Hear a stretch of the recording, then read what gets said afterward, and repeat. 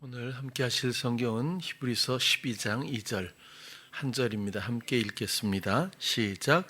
믿음의 주요 또 온전케 하시는 이인 예수를 바라보자. 저는 그 앞에 있는 즐거움을 위하여 십자가를 참으사 부끄러움을 개의치 아니하시더니 하나님 보좌 우편에 앉으셨느니라. 아멘. 오늘은 히브리서 12장 2절 내용을 가지고 예수를 바라보자 라는 제목으로 함께 나누도록 하겠습니다. 늘 말씀드리고 또 잘 아시는 것처럼 복음은 구원에 대한 소식입니다. 구원은 죄와 사망에서 건져냄을 받았다는 의미라는 것도 충분히 잘 아실 겁니다. 그런데 여전히 죄를 도덕적인 것, 윤리적인 것에 국한하고 사망을 육신적인 것에만 또 생각을 하면 다가가지 못하는 것들도 많이 초기에 경험을 했지요.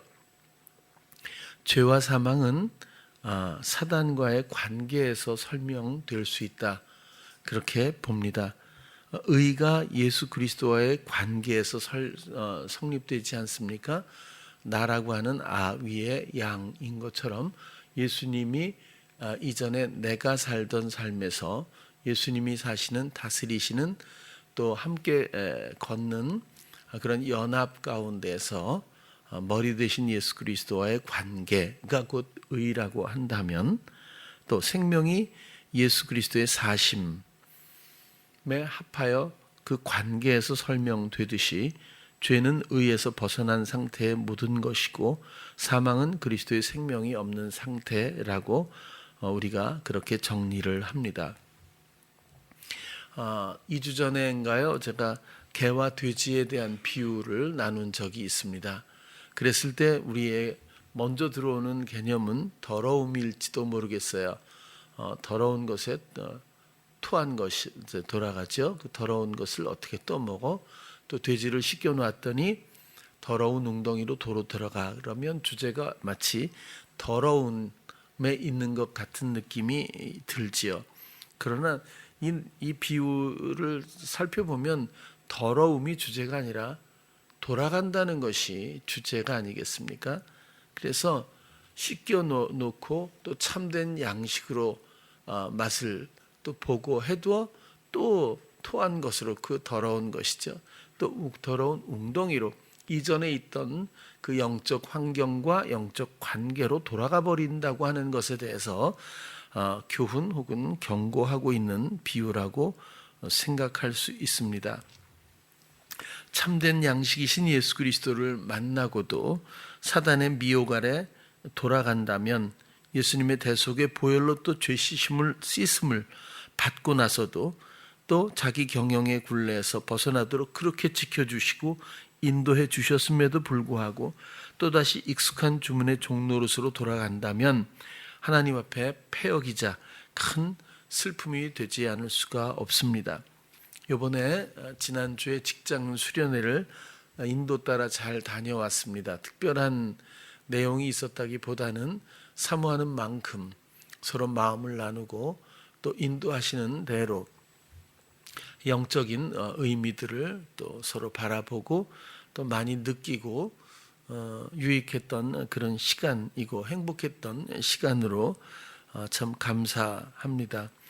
직장인 수련회에서 다뤘던 주제는 옛사람이었는데, 왜냐하면 옛사람을 몰라서가 아니라 옛사람이 해소되지 않았기 때문에 다루지 않고 또 그냥 간과할 수 없었기 때문에 그 본질적인 문제들을 주로 나누었습니다. 그런데 질문을 좀 받으면서 대화를 하는 도중에서 가장 그 모아지는 질문 중에 가장 중요한 부분은 뭐냐면, 어떻게 하면 옛사람으로 돌아가지 않을 수 있습니까? 옛사람으로 살지 않을 수 있을까요? 라고 하는 그런 내용들이 공통적인 의문이었어요. 그래서 그런 문제들도 조금 오늘 다뤄보면 어떨까 싶어서 말씀을 드립니다. 옛사람으로 돌아가고 싶지 않을 거예요, 모두가. 그런데 돌아가 보지 않은 사람이 없을 만큼 한 번 먹은 사람은 있어도 뭐 이런 게 있잖아요. 뭐 그런 구절이 있던데 아무튼 돌아가 보지 않은 사람은 아마 거의 없을 것 같아요. 이게 굉장히 어렵고 무서운 얘기인데, 자 그러면 왜 우리가 자꾸 이렇게 돌아갈 수밖에 없을까? 좀 객관적으로나마 생각을 좀 해봐야 되지 않을까 싶어요. 제가 볼 때 첫 번째로는 우리 착하고 사랑스러운 모든 청년들이 자꾸 돌아가는 것은, 돌아간다는 말은 또 뭐예요? 예수님을 충분히 경험했다는 거거든요. 듣고 어떤 문제가 있어요. 문제가 있는데 버겁잖아요. 그럼 이제 예수님을 생각하는 정도는 됐을 겁니다. 그래서 부탁하고 마음을 드릴 때마다 내 마음의 평강은 물론이고 모든 엮여져 있는 상황들이 순탄하게 나의 노력과 상관없이 내 앞에 눈앞에 쫙 펼쳐지는 것, 형통케 되는 것, 그 정도는 아마 충분히 경험들 하고 사실이라고 봐요.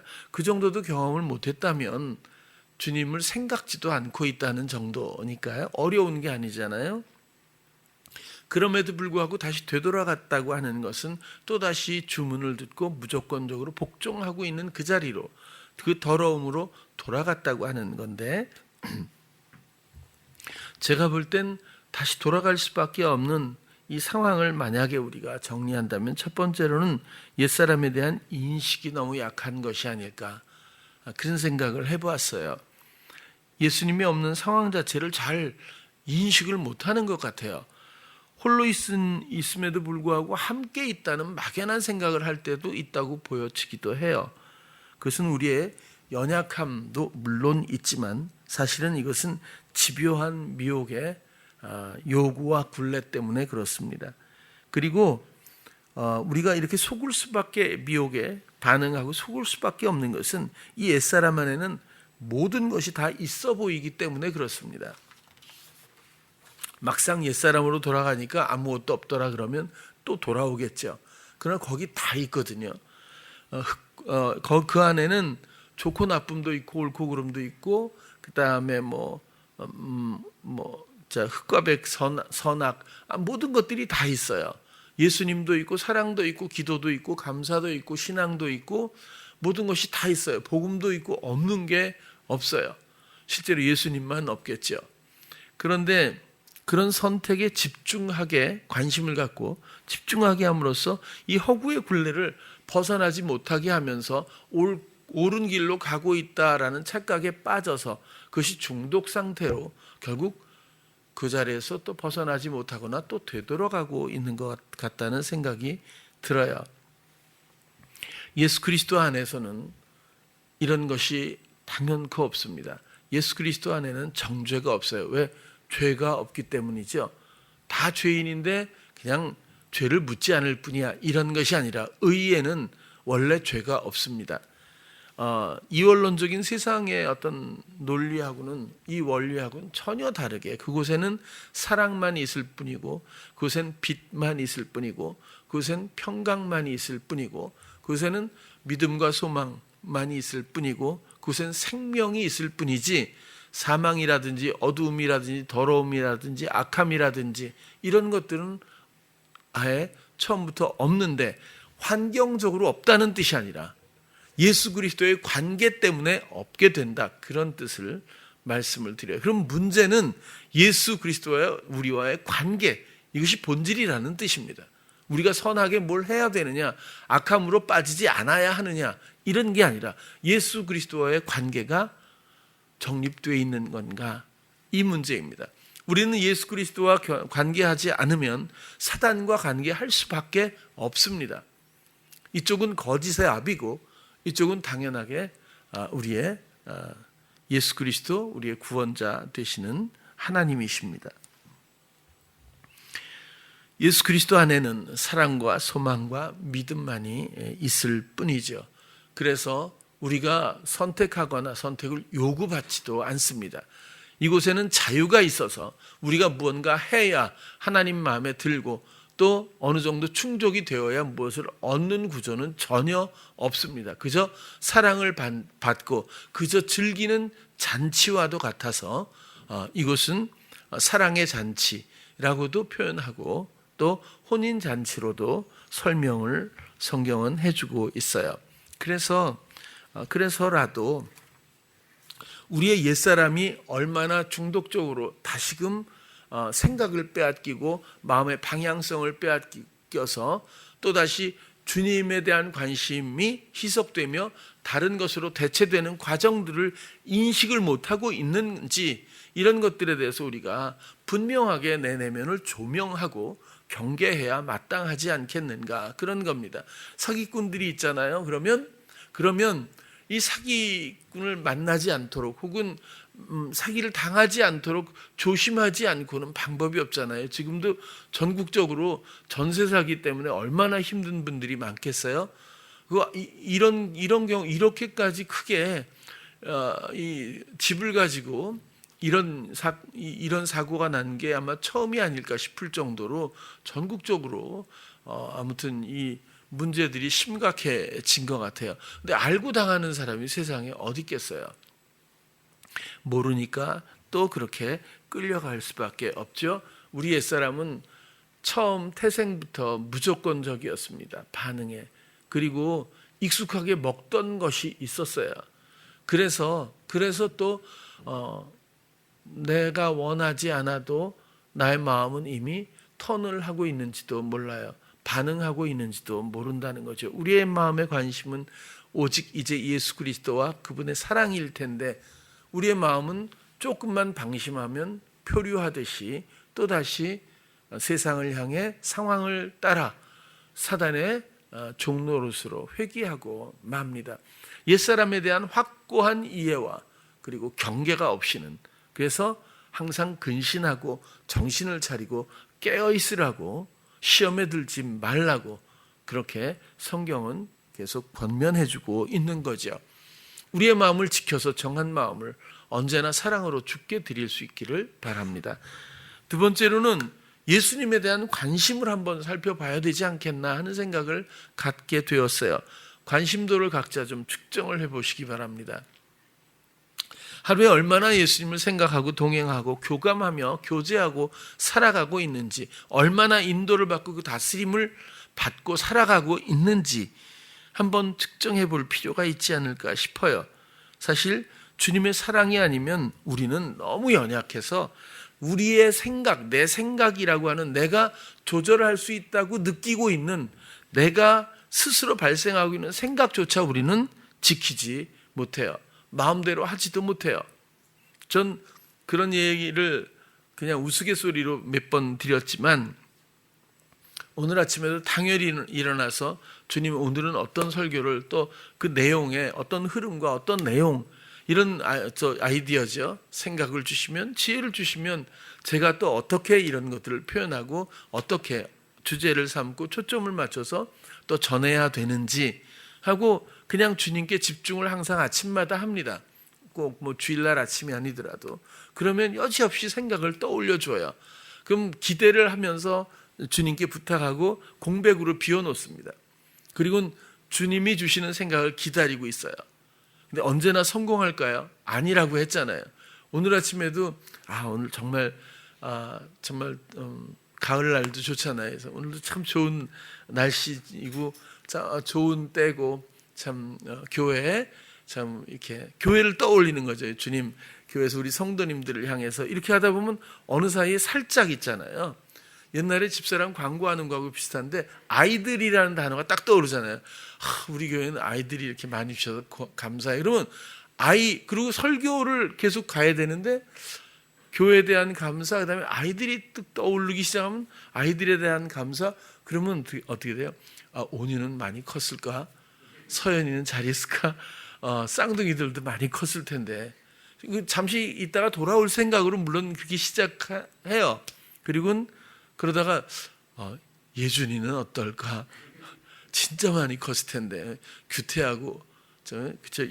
윤주도 참, 서연이도 그렇고 다 맑고 깨끗하고 좋은 사람들인데 보고 싶기도 하다 뭐 이런 생각도 하거든요. 그러다 보면 이게 조금 호춘이하고 유진이는 어떻게 됐을까 지금 또 그 애기들 그잖아요.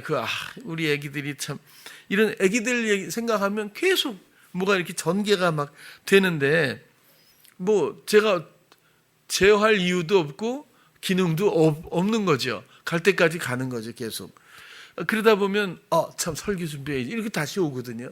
그리고 또 그러고 나서 내가 그것도 아니에요. 조금 있으면 벌써 희경이 생각하고 거긴 엄청 컸을 텐데 진짜 진짜 이 어려운 시기에 잘 살까? 충주까지 내려갔는데 어떡하지? 그리고는 20몇 년 전에 그때 참 이랬는데 뭐 이런 생각도 하고 하다 보면 또 이 설교 큰일 났다. 시간이 몇 시지? 이러기 일수거든요. 그러면 제가 아침에 일어나서 우리 주님께 적어도 1시간 뭐 이런 거 있잖아요. 적어도 2시간 이거 투자해드려야 설교가 떠오를까요? 그렇잖아요. 사실 여러분들께는 죄송하지만 어저께 저녁에 잠들기 전만 해도 하나도 없었어요. 그래서 주님 이거 어떻게 해요? 진짜 뭐 조금이라도 조각구름이라도 날 줘야지 내가 잠이 들 텐데 너무 피곤해가지고 정말 너무너무 피곤했어요. 막 이거 뭐 앉아 있을 수가 없었어요. 그래서 사단이 뭐라 그래요? 오늘은 그냥 자. 내일이 있잖아, 그죠? 내일이 일찍 일어나면 되잖아. 이거잖아요, 그죠? 뻔히 알아요. 딱 들으면 근데 동의하고 싶잖아요, 그죠? 또 모르는 척하고 또 동의하고 그러면서 맞아, 그럴 수 있지. 하면서 이제 알람을 탁 맞춰놔요. 알람을 맞추고 자는 거죠. 근데 알람이 울린다고 일어나나요? 그게 또 안 되잖아요. 알람이 딱 울리면 한 30분을 뒤로 밀어놓고 다시 놓고 다시 잠들려고 할 때 그 행복감, 오늘 2번 잘 수 있구나 이런 거, 그 행복감에 이렇게 되다 보면 이게 어떻게 된 거지? 뭐 이렇게 또 시작을 하잖아요. 그리고 그 늦은 시간에 주님 이걸 어떻게 하면 좋아요? 하고선 꽉 생각을 다 붙드는데 애들 생각하고 있다니까요.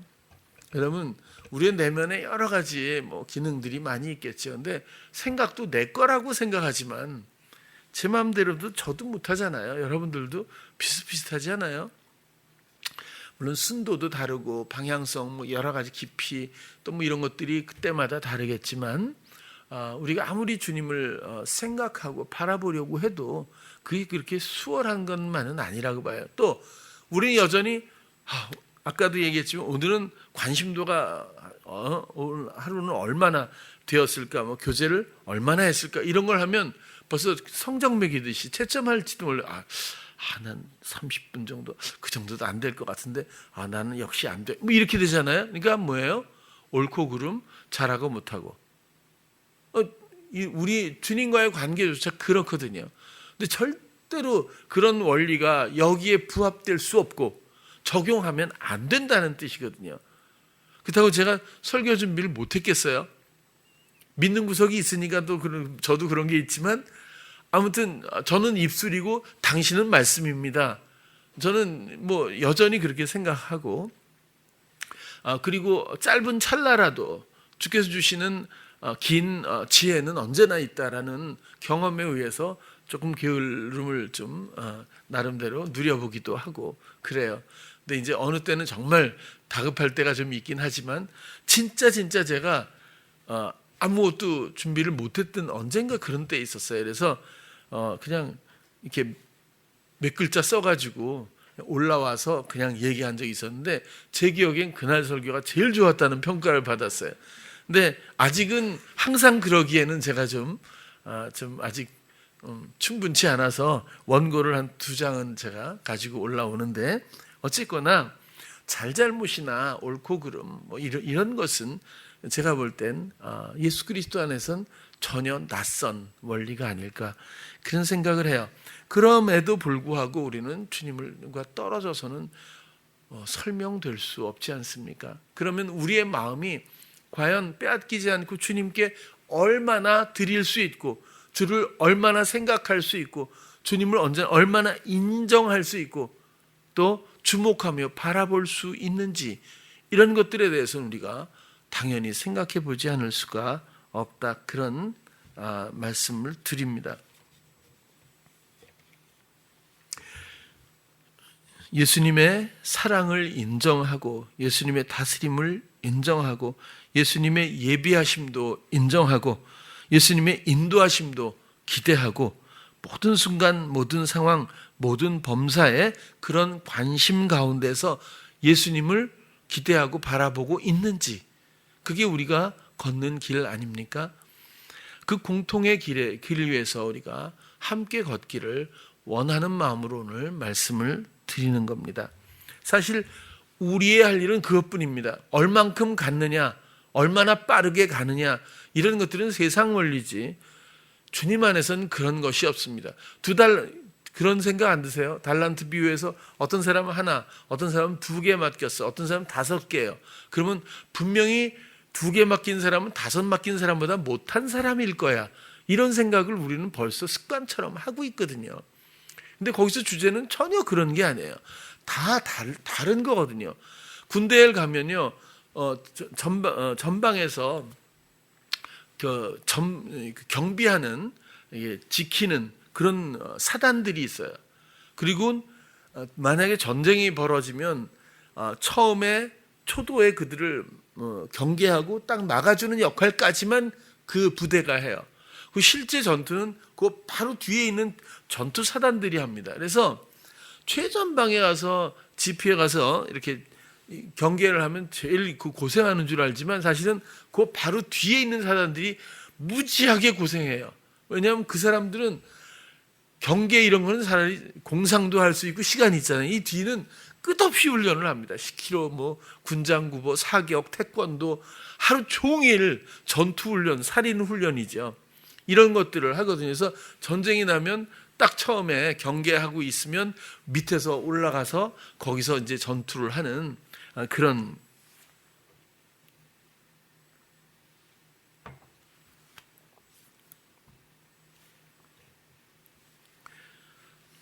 제가 원고 없이 이렇게 하다 보면 어디로 갔는지 제 생각을 말하다 보면 늘 이런 경우가 있어요.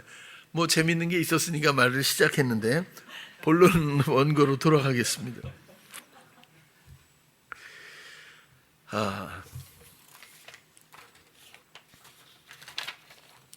주님은 우리와 세상 끝날까지 함께 하신다고 하잖아요. 이런 것이 교회 생활로 설명되지는 않습니다. 우리 안에서 영감 가운데서 영적으로 감각되기를 그토록 기다리시는 우리 주님 앞에 우리의 감각은 얼마나 할애되어 있는지, 이런 것들은 정말 심각한 나를 향한 질문이 아닐 수가 없다는 겁니다. 아무리 우리가 연약하고 아무리 미혹이 창대하다고 하더라도 사랑을 막을 힘이 어디에 있겠습니까? 어느 곳에 사랑을 막을 힘이 있겠습니까? 결국은 사랑이신 주님 앞에 우리가 얼마나 사랑하고 있는지에 대한 척도가 아닐 수가 없습니다. 주님은 우리와 세상 끝날까지 함께 하신다고 하지만 사실 사단도 세상 끝날까지 이런 미혹의 일들을 결코 멈추지 않을 겁니다. 이런 것들을 허용하시는 이유는 우리의 강한 체질과 정한 마음을 얻기 위해서겠죠. 어저께인가요? 제가 아영이한테 얘기를 했어요. 굉장히 마음으로 보면 제가 1, 2등, 1, 2등 이러면 또 우열이 있으니까 그런 얘기는 하면 안 되고, 마음으로 굉장히 깨끗하잖아요. 그죠? 사모하죠.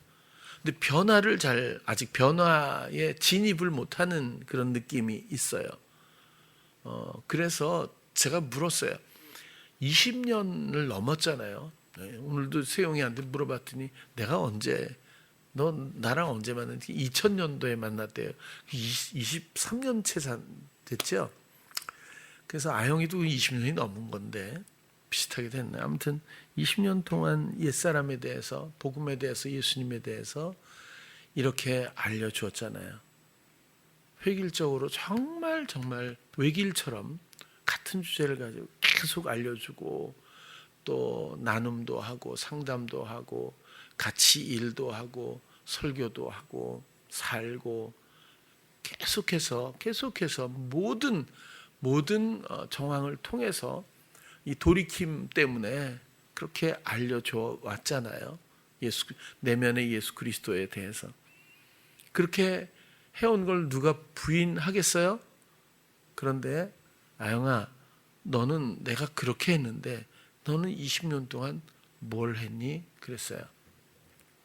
그럼 뭘 한 걸까요? 이 변화가 이렇게 없다면 뭘 한 걸까요? 그 굉장히 사실은 아영이만의 문제가 전혀 아니잖아요. 그냥 우리는 모두의 일을 돕기 위해서 아영이 얘기를 하는 거죠. 언젠가는 하룻밤 사이에 꽃이 필 거라고 저는 생각을 해요. 아영이란 꽃이 한 달, 두 달, 1년, 10년 걸릴 건 아니고 이미 걸릴 만큼 걸리지 않았습니까? 뭐든지 딱 때가 되면 열리거나 피는 거거든요. 그렇게는 되리라고 봐요. 저는 단지 너무 오랫동안 게으름에 익숙해지지 말라고 말하는 거지 오늘 왜 피지 못했냐고 말하는 건 아니에요.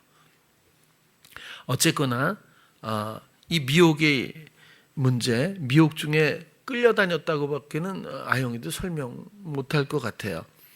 대부분이 다 그래요. 사단의 미혹이 미치지 않는 영역이 사람이 어디 있겠어요. 근데 필요악이지만 이것 때문에 우리는 진리의 눈을 뜨고 이것 때문에 사랑의 마음이 열리는 것이고 우리는 주님을 만날 수 있는 동기를 얻게 되지 않습니까? 그런데 그런 가능성은 모든 것에 열려 있음에도 불구하고 불을 붙이지 못하고 있고 꽃을 피우지 못하고 있다면 이것은 미혹의 동조로서 끝나는 것밖에는 결론을 그죠? 어떻게 짐작할 수가 없잖아요. 가장 슬픈 일이 될 수도 있어요. 미혹이 이끄는 삶에서 과연 벗어날 수 있을까? 우리의 참 많은 경계가 되어야 하고 우리 내면에 좀 스스로를 향한 진지한 질문이 되어야 한다고 그렇게 생각을 해요. 그리고 이런 모든 것들은 나의 노력이 아닌 오직 순간마다 나의 주 예수 그리스도를 바라보는 것만으로 가능하다. 그렇게 생각을 합니다. 꼭 잊지 않기를 바라고 온전히 모든 것을 나를 위해 이루신 행동으로 이루시고 약속을 이루신 그 사랑 앞에 진실한 마음을 관심을 드리는 그런 여러분들 되길 꼭 바랍니다. 오늘 그 본문도 보면 믿음의 주요 또 온전케 하시는 이인 예수를 바라보자. 믿음의 주요 또 온전케 하시는 이게 사실은 믿음의 창조자요 또한 완성자이신 예수를 이렇게 되는 겁니다. 이게 번역이 조금 내용이 다르잖아요. 근데 원문을 보면 믿음의 창조자이시기도 하지만 완성자이신 이런 거거든요. 그러니까 결국 믿음을 창조하신 분도 만드신 분도 우리에게 예수님이고 또 그걸 완성하신 분도 예수님이란 뜻이잖아요. 그러면 여러분 예수님이 이 땅에 오시기 전에는 실질적인 교감의 믿음을 보편적으로 누릴 수가 없었어요. 무엇을 믿어야 하죠? 애굽에서는 믿음의 대상이 아예 없었어요. 말씀이 430년 동안 아예 없었잖아요. 그러니까 이쪽 반대편이 아예 없는 거죠.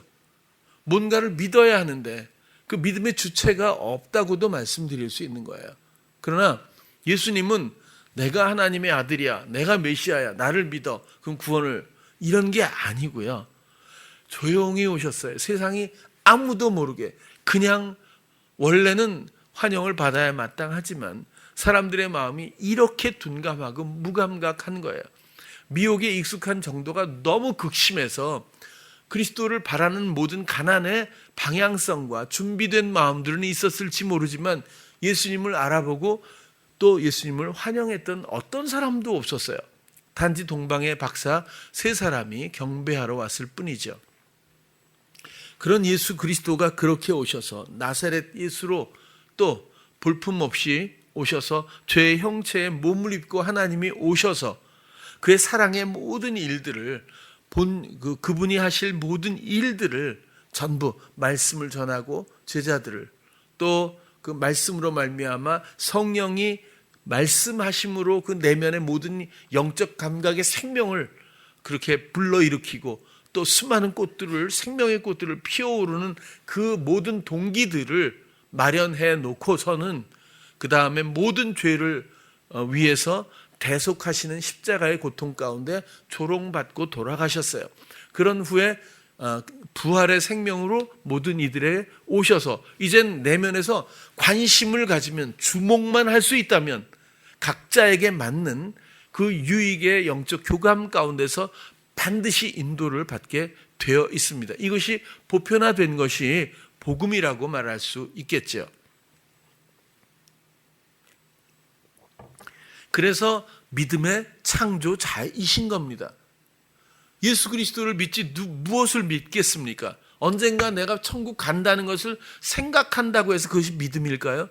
그런 것은 믿음이 아니고 예수 그리스도라고 하는 내 안에 실제적인 존재를 내가 만나고 그리고 그분을 알고 또 그분을 그렇게 신뢰하고 의뢰할 때 또 의뢰하며 의지하며 그분이 주시는 모든 영감을 내가 그대로 그분이 주시는 힘대로 내가 실행하는 순종이 있을 때 믿음은 성립이 되는 거겠죠.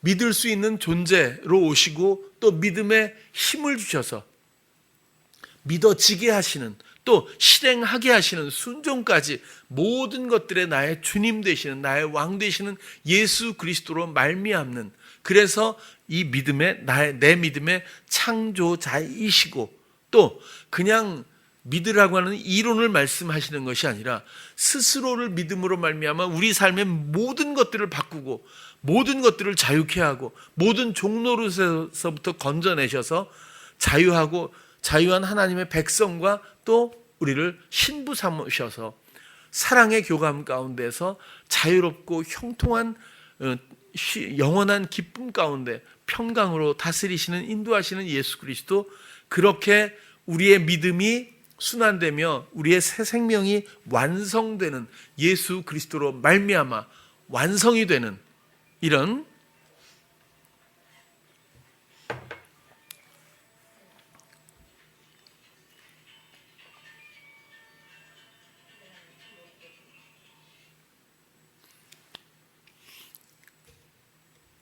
그래서 예수님만이 믿음의 창조자요.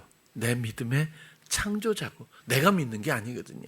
또 완성자이신 예수를 바라보자. 이거 그냥 단순히 육신의 눈으로 보자는 거 아닌 줄 아시죠?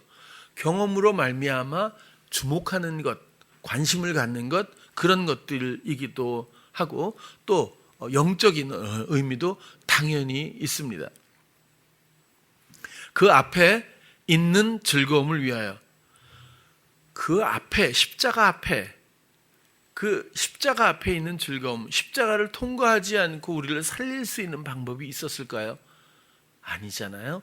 십자가를 지신 후에야 비로소 그 십자가에 주님이 오셔서 그분이 알게 하시고 믿어지게 하시는 모든 교감 가운데서 우리를 드디어 동의하에 건져내심으로 말미암아 우리를 이젠 죄가 아닌 그리스도 예수 안에서 정죄함이 없는 칭의로서의 전환을 이루어주시는 그 우리를 구원하시기 위한 오래된 약속이자 소망인 우리를 너무 사랑하셔서 우리를 드디어 그 악한 사단으로부터 구출하셔서 영원한 사랑으로 함께하기를 원하는 그 즐거움, 그 소망 앞에서 그 즐거움을 위해서 십자가를 참으사 조롱과 모욕과 고통을 참고 부끄러움을 개의치 아니하시더니 하나님 보좌 우편에 앉으셨다. 이건 좌석 얘기가 아니겠죠? 영화로움의 의미입니다. 영원한 영화로움을 얻으셨다.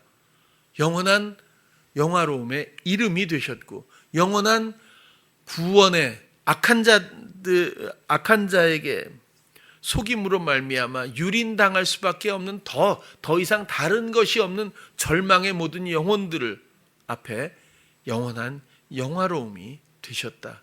그 이름이 그렇다는 뜻입니다.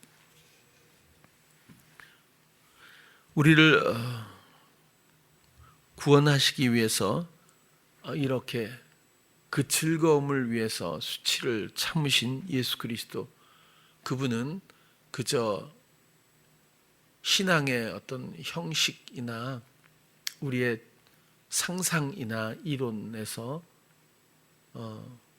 그렇게 주님을 생각하면 당연히 안 되고, 또 우리가 얼마나 우리 안에 오시는 것을 그토록 소망하고 약속하고 집으로 삼고 함께 동거하기를 그토록 원하셨는지, 내 안에 이루어진 이런 일들에 대해서 우리가 관심조차 갖지 못한다면 이것은 신앙도 복음도 그 무엇도 말할 수 없는 그런 슬픔 가운데 상황이라고 생각할 수밖에 없어요. 여러분, 진지했으면 좋겠어요. 그냥 흘러가는 게 인생인가요? 하나님은 절대로 우리를 그렇게 보지 않으셔요. 우리 이 한 영혼을 얻기 위해서 하나님은 못하신 일이 없고 못하실 일도 없습니다.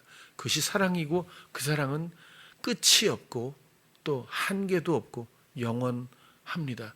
우리는 그 사랑의 대상으로서 이제 하나님의 놀라운 희생으로 우리를 얻으셨어요. 마음 하나 드리지 못한다면, 아니 관심조차 드리지 못한다면 이것은 크게 너무 잘못되어 있는 상황입니다. 이것은 미혹이고 우리의 게으름일 수도 있다고 오늘도 또 말씀을 드립니다. 우린 다 알아요. 이제는 다 알지 않아요? 아마 제가 시험 보면 거의 다 100점일 거예요. 워낙 쉽게 내겠지만 뭐 옛사람에 대해서 또 주님의 내면에 대해서 우리는 이제는 복음에 대해서 많이들 공유하고 알고 있다고 봐요. 그러나 여러분들은 과연 활짝 핀 꽃이라고 생각하는지, 아니면 꽃몽우리에서 피워보지 못하거나 그럴 의지가 아직은 없는 그런 봉우리인지, 여러분 이제는 늦추지 말고 망설이지 않았으면 좋겠어요. 인생을 살아보시면 아시겠지만 과연 무엇이 영원한 가치가 있죠? 우리의 소중한 가족마저도 그저 배역에 불과할 수 있어요. 그저 이 땅에 사랑을 알기 위해서 설정된 그런 하나님의 허용하신 은혜일 뿐이죠. 언젠가는 주님만이 나의 전부이고 나와 주님의 사랑 이야기가 전부라는 것을 우리는 실감하게 될 때가 올 거예요. 그리고 우리 청년들은 아직 젊어서 좋을 거예요, 그죠? 근데 시간은 금방 갑니다. 금방 가고 그리고 그런 시간과 상관없이 제발 모든 순간을, 모든 범사를 주님에 대한 관심 없이 그냥 흘려보내지 않기를 바라요.